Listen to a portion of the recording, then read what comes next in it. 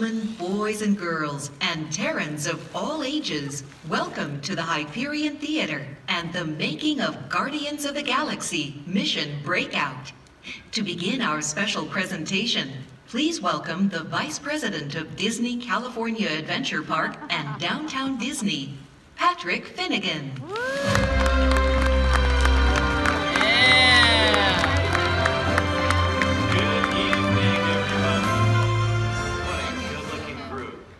For those of you who were at the previous panel, how many were at the first panel? All right. Welcome back. How many of you have gone to the party? Yeah. Having fun? Having a good time? Yeah. Awesome. Have you ridden the attraction? Yeah. No. Yeah, I'm going there next. Well, thank you so much for coming to this. We got a really excellent presentation for you. I am super excited about our brand new attraction, Guardians of the Galaxy Mission Breakout. I can't say it often enough. But I guarantee you there is no one more thrilled with this attraction than the team who developed it. This attraction, Guardians of the Galaxy Mission Breakout, I'm going to keep saying it because I love it. It represents an epic collaboration between Marvel, Yeah. and Walt Disney Imagineering. So why don't we hear from them? Yeah. Let's bring them out. This is going to be really cool. So we're gonna talk to you about the making of. We've got a epic panel with lots of panel members. So I'm going to read their names because we got a lot of them. You're going to love it. Wow. Okay, we got a bunch of folks from Walt Disney Imagineering. I'm going to read them all, then we'll bring them out. Creative Executive Joe Rohde. Executive Producer John Morrow. Executive Story Development Steve Spiegel. Yeah. Executive Media Producer Amy Jupiter. Creative Director Danny Hankey. Yeah. Creative Producer Estefania Harbuck. And from Marvel Studios, Vice President, Franchise and Creative Marketing, Dave Bouchard. There's another page. Also with Marvel, Creative Director, Themed Entertainment, Brian Crosby. Yeah. Brian Crosby fans. And moderating this evening from Walt Disney Imagineering, Music Studio, Executive Creative Director, John Dennis. So let's give them all a warm round of applause.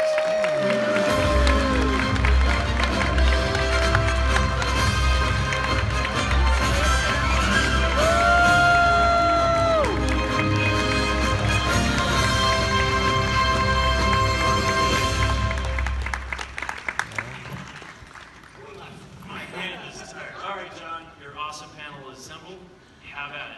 Thanks, everybody. Thanks, Patrick. All right, quick hand for Patrick. All right. Wow, what an honor to be here tonight. Hey, everybody. Hi. Well, thanks for coming out tonight. We really appreciate it. And thanks to all of you for taking some time out and sitting down and having a conversation. To start off, I mean, I think you heard everybody's name announced in a title. I think let's do a little bit better job of telling everybody a little bit about what we do. So I was going to start down with, I'll start at the other end. I'll start with you, Joe, and we'll work our way this way. So I am the creative executive. Nowadays, mostly what I tend to be doing is guiding, initiating and guiding, kind of directing the design process. Yeah. I don't lay my hand to paper very much in design anymore, but I watch everybody, guide them, try to keep the entire project pointed in the right direction. Yeah. John? Hi everyone, I'm John Morrow. I'm the executive producer on the project, and I help take the vision that this guy dreams up and builds a team and figures out how we're going to get it done. Yeah. Steve? Hi, I'm Steve Spiegel. Story development, but that's a fancy word for writer. So I'm in charge of anything, which is everything, to do with story. Excellent. Amy? Amy Jupiter, executive media producer. I produce the film and visual effects that you guys see in the attraction. Yeah. Danny. Hi, Danny Hankey, Creative Director. I do the day-to-day creative direction for Joe. I also do something good, something bad, and a little bit of both. More on that later. Okay, Steph. I am Stephanie or Steph Harbuck. I'm a creative producer with Walt Disney Imagineering, and I work specifically on the creatives, especially early on in the concept development phase. Dave. I am lucky enough to work with all of these very talented people and a lot of other creative things in the studio, including this awesome attraction. Excellent, excellent. And Ryan. Yeah, so I'm the creative director from Marvel Themed Entertainment, which is actually the newest division of Marvel Entertainment. So as some of you may know, we've been creating comic books for over 75 years. We're now 10 years into the Marvel Studios film slate and animation and all kinds of cool stuff. Marvel Themed Entertainment is focused specifically on bringing all of those great characters we see on page and screen and helping bring them to life with these fine folks in 3 dimensions. Well, excellent. Welcome our panel, everybody. So I've got some questions here. So panelists, prepare yourselves. I'm going to start with you, Joe, because I'm going to sort of zoom out to the macro, or whole way out. How do we set up? We were talking a little bit about this backstage. Can you talk about how you designed and approach the idea, of the attraction to allow our guests to come in, who might not know anything? How do they come in from ground zero? How do they access? So I've said before, when you're telling a story, you have to start at zero. You have to assume nobody knows anything. You can't start a story by saying, hey, remember that other story? That was good.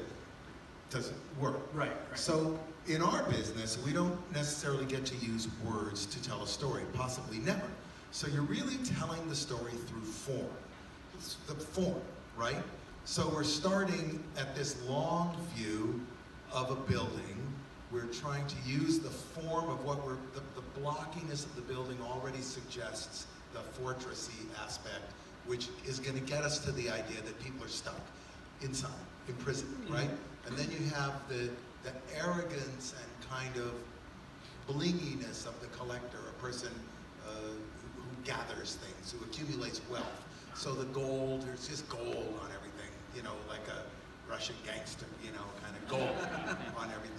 And then you've got to get across this idea of energy. There is energy being consumed because the story revolves around shutting off energy, and the heights and the sort of breadboard thing is a little bit like a blown up, oversized computer chip, if you look very closely.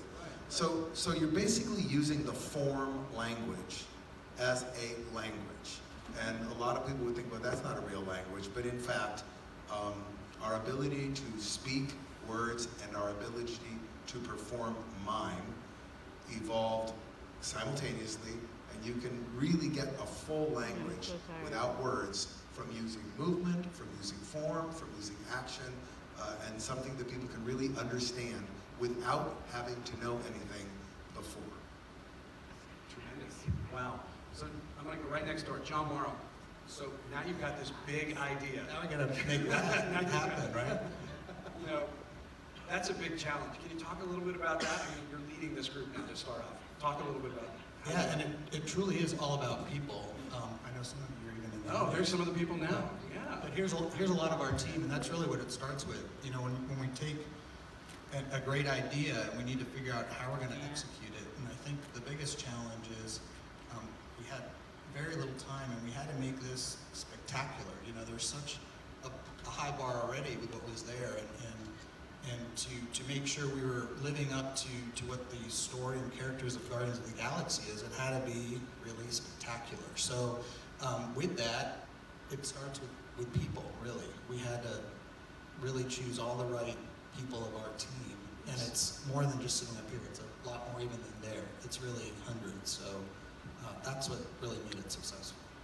Excellent. Well, early on, Dave, we talked a little backstage as well.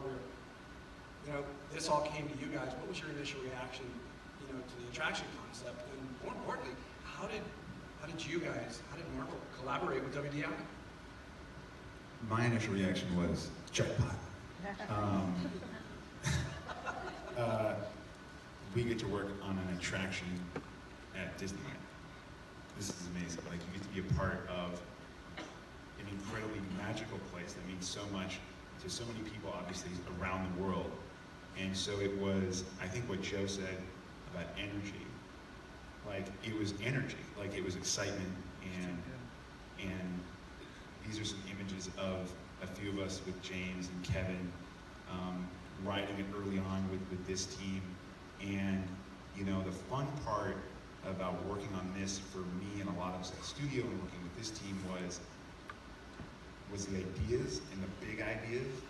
And you ride, you know, the ride in its even early stages, and everyone would get off and go, okay, what if we do this? And then we can do this, and we'll move this thing over there.